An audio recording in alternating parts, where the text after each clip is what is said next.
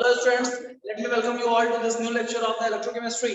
And in the previous lecture, because of some technical issue, there was a hard exit from the class when we were discussing about the molar conductivity, change of molar conductivity with dilution. Okay. Before that, we have discussed the conductivity, change in the conductivity with dilution. हमने देख लिया था कि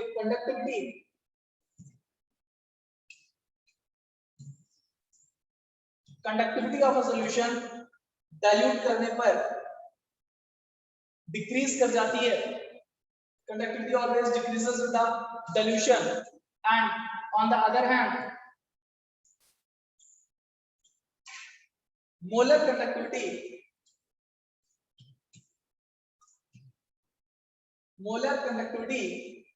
increases with a decrease in concentration. Right? Molar conductivity increase करती है with a decrease in concentration. This is because the total volume V of solution containing 1 mole of electrolyte also increases. दरअसल होता क्या है, when you are diluting something, when you are diluting a solution, then the molar conductivity will increase, right? क्योंकि concentration decrease कर रहा है and 1 mole of the solute रखने वाले ओवरऑल वॉल्यूम में इंक्रीज हो जाएगा. हालांकि प्लीज पे अटेंशन, यहाँ पर एक स्टेटमेंट थोड़ा सा गड़बड़ लिखा हुआ है. It has been found that decrease in the kappa on dilution of a solution is more than compensated by increase in its volume. ये स्टेटमेंट एनसीईआरटी में गलत टाइप हो गया है, इसका मीनिंग अलग निकलता है.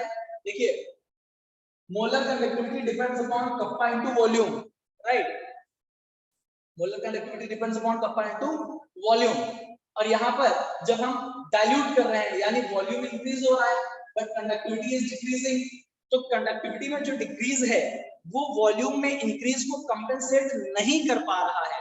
इस वजह से तो ओवरऑल मोलर कंडक्टिविटी इंक्रीज कर रही है, जबकि इस सेंटेंस का मीनिंग है it has been found that decrease in the kappa on the dilution of a solution is more than compensated by increase in the volume. यानी ये कहना, इस सेंटेंस का मीनिंग ये है कि अगर जो कप्पा में डिक्रीज है वो ज्यादा है एज कंपेयर टू जो इंक्रीज की वजह से कंपेंसेट हो पा रहा है वॉल्यूम के द्वारा. Okay, so please highlight this statement and cross it, या फिर उसको ठीक कर लीजिए.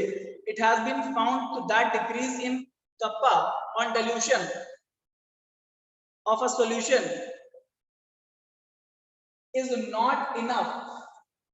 is not enough to compensate increase in its volume, and that's why overall increase in delta m is observed. ठीक है, delta m यानी lambda m यानी मोलर कंडक्टिविटी लगातार इंक्रीज करती है स्टूडेंट्स. इसके बाद अगर हम बात करें तो मोलर कंडक्टिविटी डिपेंड्स अपॉन कि 1 mole of the substance, 1 mole of the electrolyte कितने वॉल्यूम में प्रेजेंट है. मगर इसकी एक लिमिट है, आप डाइल्यूट करते जा रहे हो एंड मोलर कंडक्टिविटी का वैल्यू इंक्रीज करता जा रहा है. Overall at the end of the day there is one limit, मतलब एक लिमिट आता है जब आप your dilution is infinite. Okay, एक कंडीशन है इनफाइनाइट डाइल्यूशन, दैट इज जहां पर आपका concentration becomes zero, concentration of the solute tends to be zero, right? और उस कंडीशन में मोलर कंडक्टिविटी अपनी मैक्सिमम वैल्यू को रीच कर चुका होगा, उससे ज्यादा इंक्रीज नहीं करेगा. This is called limiting molar conductivity. And इसको रिप्रेजेंट करने के लिए हमारे पास ये सिंबल है E, जिसके ऊपर ये लोन पेयर जैसे डॉट बना रखे हैं इन्होंने, एंड सर्कल जो कि स्टैंडर्ड यानी इनफाइनाइट शो करता है स्टैंडर्ड के लिए, और m यानी molar, right? E not m ऐसे करके आप रिप्रेजेंट कर सकते हैं इसको. द वेरिएशन इन द, कुछ बुक्स में लैम्डा m इनफाइनाइट ऐसे करके भी लिमिटिंग मोलर कंडक्टिविटी यानी molar conductivity at infinite dilution को रिप्रेजेंट किया जाता है. For weak and strong electrolytes, for strong electrolytes lambda increases slowly with dilution. Strong electrolytes के लिए लैम्डा की वैल्यू बेटा धीरे धीरे इंक्रीज करती जाती है डाइल्यूशन करने पर, and can be represented by equation. देखिए यहाँ पर समझिएगा स्ट्रॉन्ग इलेक्ट्रोलाइट के लिए अलग तरीका है, वीक इलेक्ट्रोलाइट के लिए अलग तरीका है, और इसी डिफरेंस को हमें आज की क्लास में समझना है, बहुत ध्यान से समझना है। Okay, for strong electrolyte lambda का वैल्यू यानी मोलर कंडक्टिविटी का वैल्यू, मैं इसे लैम्डा एम ही कर दूं तो ज्यादा बेटर होगा। लैम्डा एम का वैल्यू इंक्रीज करता है slowly with dilution and can be represented by the equation lambda M is equal to e की पावर m, मतलब e नॉट m जो कि आपका लिमिटिंग मोलर कंडक्टिविटी वैल्यू है, minus a c with the power half. c आपका कंसंट्रेशन है, half का मतलब होता है अंडर रूट, पावर हाफ का मतलब होता है अंडर रूट। यहाँ पर a एक कांस्टेंट है। अच्छा, इस गिवन इक्वेशन को अगर हम y is equal to mx plus c से कंपेयर करें, इसको हम y is equal to mx plus c से कंपेयर करें, ओके, तो it can be written as lambda m is equal to minus ac plus e not standard, ठीक है, या e not m that is limiting molar conductivity. Okay, now when you will draw a graph by taking lambda m on the y-axis and c, sorry 1/2 था, under root c on the x-axis, तो बेटा जो आपका slope होगा slope will give the value of minus a and आप negative of slope ले लीजिएगा तो a का वैल्यू मिल जाएगा आपको, and em यानी मैक्सिमम यानी limiting molar conductivity E naught m can be obtained by extrapolating the graph to the concentration where it tends to 0। आप समझिए, जब हम इनफाइनाइट डिल्यूशन कर देते हैं तो उसके लिए मोलर कंडक्टिविटी प्रैक्टिकली निकाल पाना मुश्किल है, राइट। प्रैक्टिकली वो मोलर कंडक्टिविटी हम कैलकुलेट नहीं कर सकते हैं किसी डिवाइस में उस इनफाइनाइट डिल्यूशन के सॉल्यूशन को रख करके, बट ग्राफ की हेल्प से इसको आसानी से कैलकुलेट किया जा सकता है। जैसे KCl के लिए ग्राफ बना हुआ है, KCl is a strong electrolyte, okay, हमने इसकी delta m sorry lambda m और c हाफ यानी c की पावर हाफ कंसंट्रेशन का अंडर रूट लेकर के स्ट्रॉन्ग कंसंट्रेशंस पे 2 से 3 पॉइंट रख करके एक स्ट्रेट लाइन ड्रॉ कर ली। अब हम इस स्ट्रेट लाइन को एक्स्ट्रापोलेट कर देंगे कहां तक, उसी स्ट्रेट लाइन में जहां पर कंसंट्रेशन 0 है, और वो जिस पॉइंट पर मिलेगा, this y intercept will be known as what, this y intercept will be your limiting molar conductivity, okay, for KCl।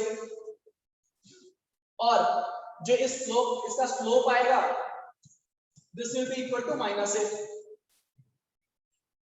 Clear हो रही है बात? अच्छा, ये माइनस एक कांस्टेंट है और ये सेम होता है for one type of electrolytes.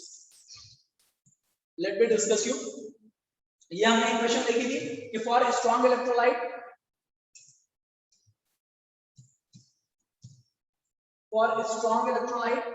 Lambda का वैल्यू इंक्रीज करता है slowly by following this equation, lambda m is equal to e not m minus a c with the power half. It can be seen, इस graph में आपको समझा ही चुका हूं कि जो स्लोप है this is equal to minus a and line का जो इंटरसेप्ट है y intercept, this is equal to limiting molar conductivity, right. Now the value of constant A for a given solvent and for a given temperature, मतलब temperature और solvent आप fix कर दीजिए, उस समय किसी एक टाइप ऑफ इलेक्ट्रोलाइट के लिए सेम होगा। अच्छा, टाइप ऑफ इलेक्ट्रोलाइट आप कैसे डिस्ट्रीब्यूट करेंगे? टाइप का मतलब है charges on cation and anion. Type का मतलब क्या है? टाइप ऑफ इलेक्ट्रोलाइट का मतलब है बेटा charges on cation and anion produced on the dissolution of the electrolyte, okay. कैसा कैटायन या कैसा एनायन प्रोड्यूस कर रहा है, कितने चार्ज वाला, वो electrolyte. For example electrolyte KCl cation के नाम पर K+ और एनायन के नाम पर Cl- प्रोड्यूस करेगा। इन दोनों के ऊपर चार्जेस 1 है, यानी हम कहेंगे ये 1:1 टाइप का इलेक्ट्रोलाइट है। इसका टाइप क्या है? 1:1 टाइप। NaCl-Bc टाइप का है, ओके, LiCl-Bc टाइप का है, HCl-Bc टाइप का है, एटसेट्रा। तो जो एक चार्ज वाला कैटायन और एक चार्ज वाला एनायन प्रोड्यूस कर रहा है वो एक टाइप का इलेक्ट्रोलाइट हो गया। और ये बात आपको समझ लेनी चाहिए कि A का वैल्यू एक टाइप के इलेक्ट्रोलाइट्स के लिए सेम होता है। A का वैल्यू एक टाइप के इलेक्ट्रोलाइट्स के लिए सेम होता है। ठीक है, समझेंगे जरा इसको यहाँ पर। NaCl, CaCl2 और MgSO4, इनका अगर हम टाइप निकालें तो NaCl में Na+ और Cl- है, यानी कि 1 टाइप का है। कैल्शियम में 2+ कैल्शियम के ऊपर है, Cl के ऊपर -1 है, यानी 2 1 टाइप का इलेक्ट्रोलाइट है। और मैग्नीशियम सल्फेट में दोनों 2 चार्ज वाले हैं, यानी ये 2 टाइप का है इलेक्ट्रोलाइट। बात समझ आ रही है? टाइप ऑफ इलेक्ट्रोलाइट से मैं क्या कहना चाह रहा हूं। And all electrolytes of a particular type have same value of A। सारे इलेक्ट्रोलाइट्स जो एक पर्टिकुलर टाइप के हैं उसमें A का वैल्यू सेम आ रहा है। Molar conductivity of KCl solutions at different concentration at 298 Kelvin are given below। KCl की मोलर कंडक्टिविटी का वैल्यू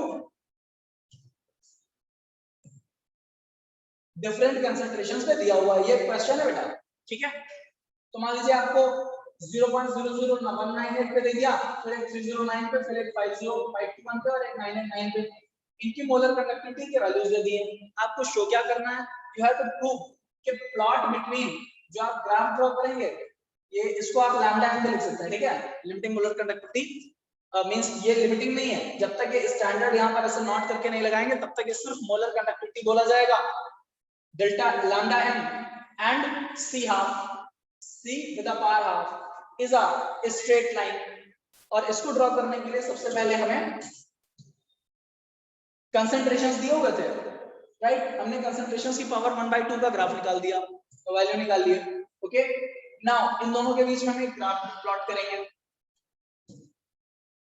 लैम्डा एम के वैल्यूज हमने on the y axis put कर दिए और √c के वैल्यूज x एक्सिस पे।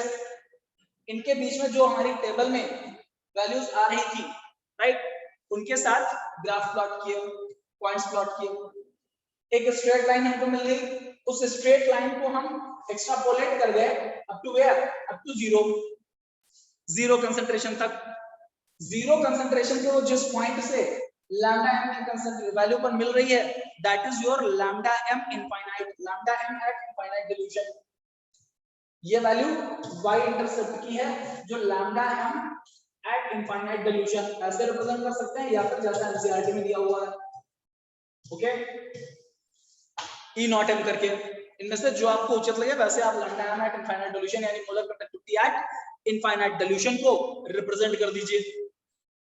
फाइन, नाउ जब आपको ये वैल्यू पता चल गई है, स्लोप आप कैलकुलेट कर सकते हैं। स्लोप में कोई दो पॉइंट अज्यूम कर लीजिए, change in y axis upon change in x axis, okay.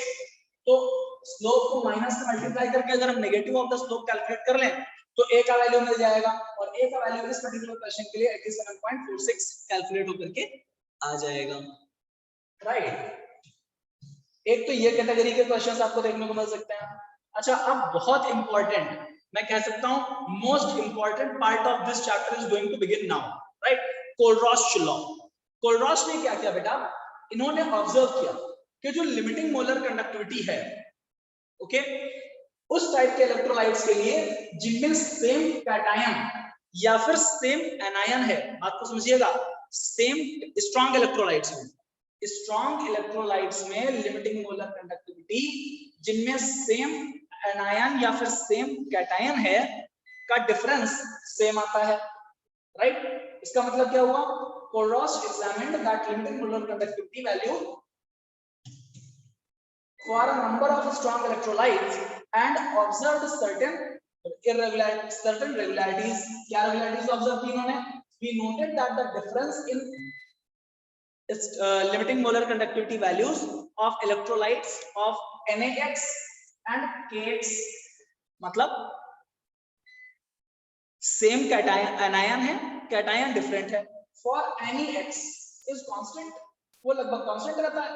For example, limiting molar conductivity of KCl minus limiting molar conductivity of NaCl is equal to limiting molar conductivity of KBr minus limiting molar conductivity of NaBr, और ये same है minus KI minus NaI के लिए, right. 23.4 Simon centimetre square पर मोल। अच्छा, इस observation को, अच्छा इसी तरीके से यहां पर तो इन्होंने NaX और KX कर दिया। अब आप मेटल वाला पार्ट यानी कैटायन वाला पार्ट चेंज कर दीजिए, एनायन फिक्स कर दीजिए, राइट, तो भी एनायन फिक्स कर दीजिए तो भी डिफरेंस सेम आ रहा है। आई एम सॉरी, अभी हमने एनायन फिक्स किया था, अब हम लोग कैटायन फिक्स करेंगे, जैसे Na और Na, राइट, दोनों कैटायन ले लिए, उधर हमने डिफरेंस किसका लिया हुआ है, Br और Cl, तो ये डिफरेंस भी इक्वल आ रहा है। ऑलराइट, यस, अब इस ऑब्जर्वेशन को एक्सप्लेन करने के लिए कोलरॉच ने जब ये सारे ऑब्जर्वेशंस लिए तो इन ऑब्जर्वेशंस की हेल्प से एक लॉ बनाया, that is called Kohlrausch law of independent migration of ions. Okay, very important. Now let's see what is this law of independent migration of ion. बेटा इस लॉ के अकॉर्डिंग कोलरॉच ने मान लिया कि वहां पर जो लिमिटिंग मोलर कंडक्टिविटी आ रही है that is not the individual limiting molar conductivity of any cation or anion, any electrolyte. Actually that is the sum of individual molar conductivities of limiting molar conductivities of constituting ions, right? So the law states, please highlight कर लीजिएगा, law directly भी पूछा जा सकता है और indirectly भी पूछा जा सकता है। The limiting molar conductivity of an electrolyte can be represented as the sum of the individual contributions of the anion and cation of the electrolyte. Thus, if lambda naught Na यानी limiting molar conductivity of sodium plus and limiting molar conductivity of Cl minus, इन दोनों को add कर दिया जाए तो हमें sodium chloride की limiting molar conductivity पता चल जाएगी।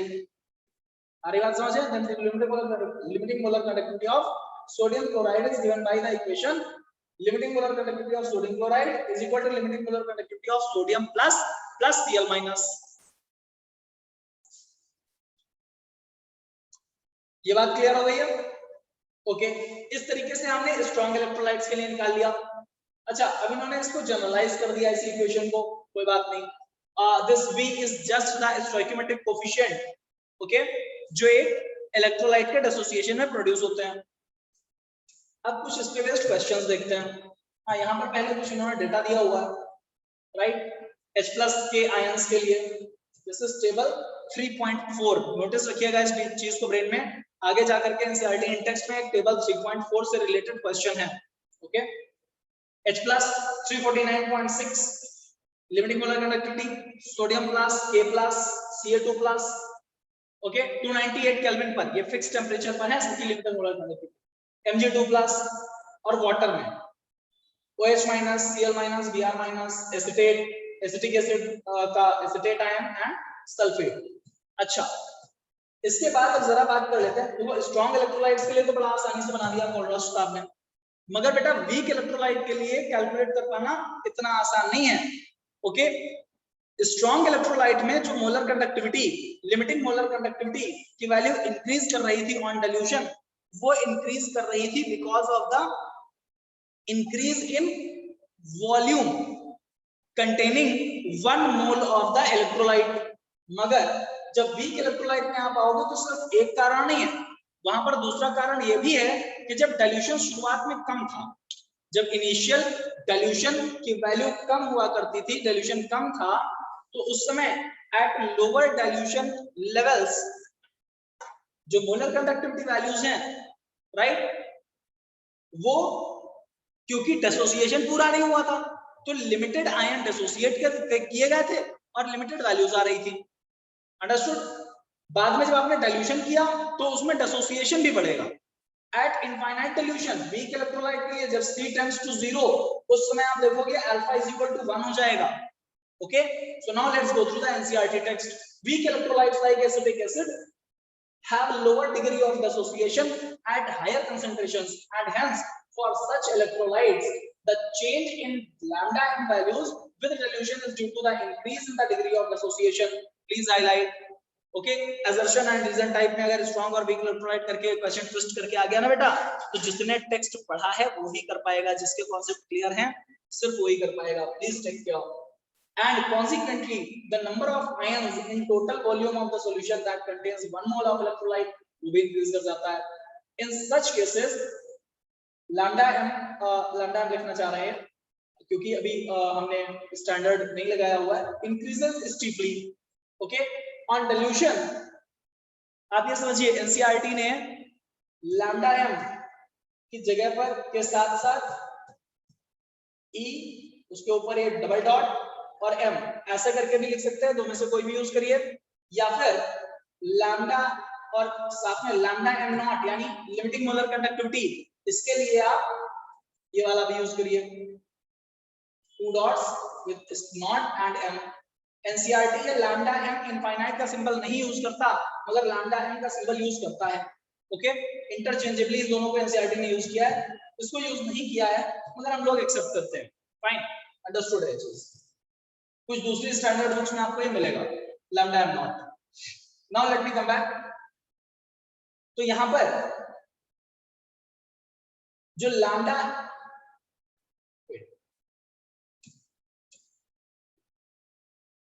EM यानी lambda M increases steeply for a weaker electrolyte, वहां पर काफी स्टीप डिफरेंस आएगा। अभी फिगर 3.12 दोबारा दिखाते हैं आपको। On dilution specially near the lower concentration, बात समझिए,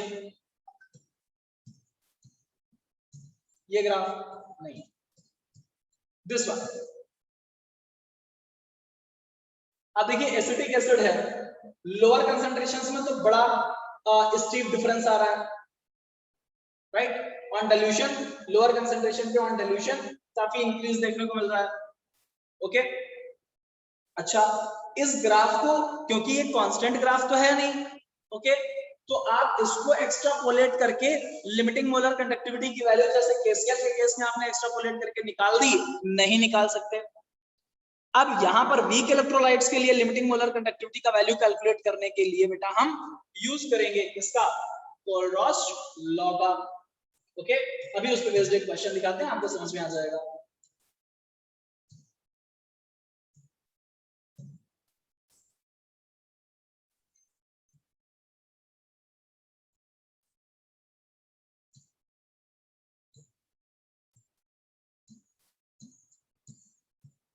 हाँ, इतने कॉन्सेप्ट जानने के बाद एक चीज और समझ लीजिए कि limiting molar conductivity lambda M और मोलर कंडक्टिविटी लैम्डा एम, इन दोनों का जो फॉर वीक इलेक्ट्रोलाइट, इन दोनों का अगर आप रेशियो निकाल दें तो that is equal to degree of dissociation. And मान लीजिए हमारे पास एसिटिक एसिड है, I want to explain this here जिससे कि आप आगे के क्वेश्चंस इजीली कर पाए। मान लीजिए हमारे पास एसिटिक एसिड है, ओके, CH3 COOH, इसका डिसोसिएशन कैसे होता है? Those who have studied chemical equilibrium will understand it well. CH3 COOH minus plus H plus, and this rests in equilibrium. Fine. So let at time is equal to 0. जब time हमने 0 लिया हुआ है उस समय इसका कंसंट्रेशन है C मान लेता हूं, राइट, एंड इसका कंसंट्रेशन 0 और 0 at equilibrium when rate of forward reaction is equal to rate of backward reaction. In that condition बेटा यहां पर अगर हम CH3COOH के लिए डिग्री ऑफ डिसोसिएशन अल्फा ले लें तो 1 मोल में से अल्फा डिसोसिएट कर जाएगा, इट मींस C में से C अल्फा डिसोसिएट कर जाएगा। So number of moles of CH3COOH will be C minus C alpha. While on the other hand, number of moles of CH3COOH minus, because we know 1 mole of CH3COOH dissociates to produce 1 mole of CH3COOH minus and 1 ion of H plus, right? या 1 mole of अगर मोल ले रहे हैं तो fine. सो यहाँ पर भी C alpha produce होगा और यहाँ पर भी C alpha प्रोड्यूस होगा। Now Ka आपसे पूछा जा सकता है इक्विलिब्रियम कांस्टेंट, ओके, सो K का वैल्यू A मैंने इसलिए लिख दिया क्योंकि ये एक एसिड है, राइट। आप सिर्फ K लिख सकते हैं, equilibrium constant is equal to equilibriums पे प्रोडक्ट्स का concentration that is CH3COOH minus and H plus upon concentration of CH3COOH। Aqueous solution हमने लिया होगा, मगर वाटर की वैल्यू 1 हो जाती है, किसी भी सॉल्वेंट की वैल्यू इक्विलिब्रियम में कंसंट्रेशन रखते समय हम उसे यूनिटी मान लेते हैं। अभी आप इसको देखें, C alpha into C alpha upon C in bracket 1 minus alpha. Now what? C and C can be cancelled, so this is C alpha square upon 1 minus alpha. Okay, now let me show you Ka का value हम C alpha square upon 1 minus alpha direct इन्होंने लिख दिया है। इसके पहले जो class 11 का बैकग्राउंड था वो मैं आपको दिखा रहा था। Okay, so Ka is equal to C alpha square upon 1 minus alpha. This is equal to C। अब अल्फा की वैल्यू आपको lambda m upon lambda m not रखनी है। Lambda m means molar conductivity, lambda m not limiting molar conductivity. Okay, means molar conductivity at infinite dilution. इनकी values आप put करेंगे, after overall solving you will get a formula C lambda square upon lambda not in bracket lambda not minus lambda m। Clear? अब हम लोग कोलरॉस law को use करते हुए कुछ क्वेश्चन सॉल्व करेंगे। Using कोलरॉस law of independent migration. I think students इस video का टाइम ओवर हो रहा है, तो इसके जस्ट बाद वाली वीडियो में हम इसके आगे के क्वेश्चंस करते हुए डिस्कस करेंगे। Thank you class.